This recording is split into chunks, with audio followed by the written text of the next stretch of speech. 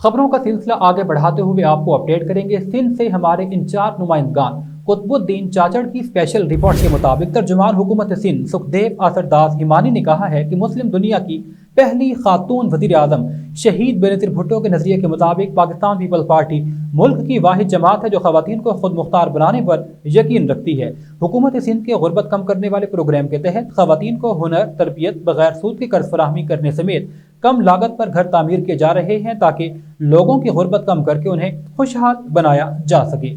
इन ख्यालात के साथ उन्होंने घोटकी के नवाही गांव अजीम मेनक में हुकूमत सिंध के पीपल्स पार्टी रिडक्शन प्रोग्राम के तहत 1 करोड़ रुपए से ज्यादा लागत के VIP स्कीम की इफ्तिताही तकरीब से खिताब के दौरान किया। उन्होंने कहा कि हुकूमत के मंशूर रोटी, कपड़ा और मकान के मुताबिक चेयरमैन बिलावल भुट्टो जरदारी ने लोगों की गुर्बत को कम करने के लिए पीपल पॉवर्टी प्रोग्राम का आगाज किया, जिसके तहत सिंध के मुख्तलिफ अजला में खवातीन को खुद मुख्तार बनाने के लिए काम जारी है।